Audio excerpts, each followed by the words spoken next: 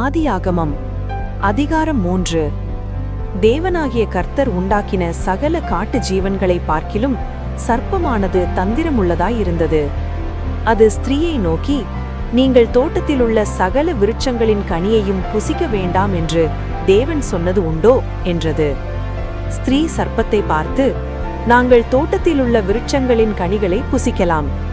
ஆனாலும் தோட்டத்தின் நடுவில் இருக்கிற விருட்சத்தின் கனியை குறித்து தேவன், நீங்கள் சாகாதபடிக்கு அதை புசிக்கவும் அதை தொடவும் வேண்டாம் என்று சொன்னார் என்றாள்.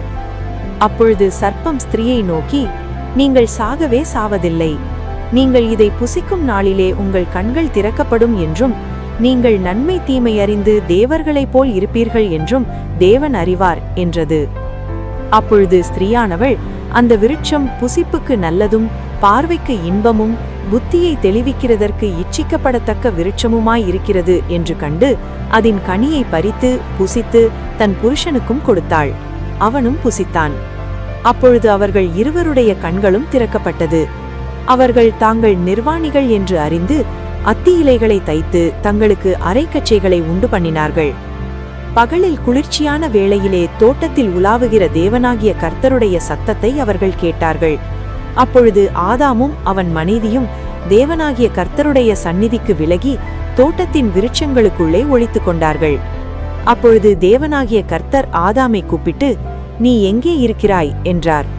அதற்கு அவன், நான் தேவரீருடைய சத்தத்தை தோட்டத்திலே கேட்டு நான் நிர்வாணியாய் இருப்பதினால் பயந்து ஒளித்து கொண்டேன் என்றான்.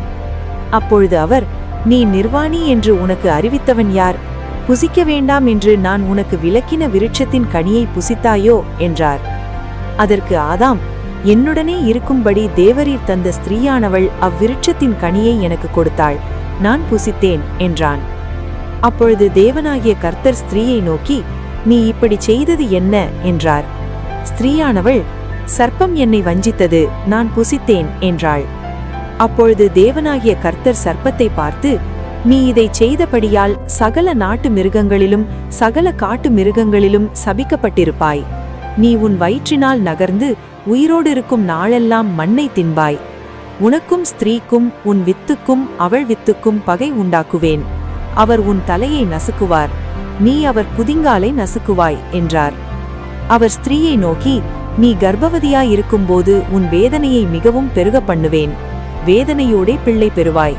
உன் ஆசை உன் புருஷனை பற்றி இருக்கும், அவன் உன்னை ஆண்டு கொள்ளுவான் என்றார். பின்பு அவர் ஆதாமை நோக்கி, நீ உன் மனைவியின் வார்த்தைக்கு செவி கொடுத்து புசிக்க வேண்டாம் என்று நான் உனக்கு விலக்கின விருட்சத்தின் கனியை புசித்தபடியினாலே பூமி உன் நிமித்தம் சபிக்கப்பட்டிருக்கும். நீ உயிரோடிருக்கும் நாளெல்லாம் வருத்தத்தோடே அதன் பலனை புசிப்பாய். அது உனக்கு முள்ளும் குறுக்கும் முளைப்பிக்கும். வெளியின் பயிர் வளைகளை புசிப்பாய். நீ பூமியிலிருந்து எடுக்கப்பட்டபடியால் நீ பூமிக்கு திரும்பும் மட்டும் உன் முகத்தின் வியர்வையால் ஆகாரம் புசிப்பாய். நீ மண்ணாயிருக்கிறாய், மண்ணுக்கு திரும்புவாய் என்றார். ஆதாம் தன் மனைவிக்கு ஏவாள் என்று பெயரிட்டான். ஏனெனில் அவள் ஜீவனுள்ளோருக்கெல்லாம் தாயானவள். தேவனாகிய கர்த்தர் ஆதாமுக்கும் அவன் மனைவிக்கும் தோல் உடைகளை உண்டாக்கி அவர்களுக்கு உடுத்தினார். பின்பு தேவனாகிய கர்த்தர், இதோ மனுஷன் நன்மை தீமை அறியத்தக்கவனாய் நம்மில் ஒருவரைப் போல் ஆனான்.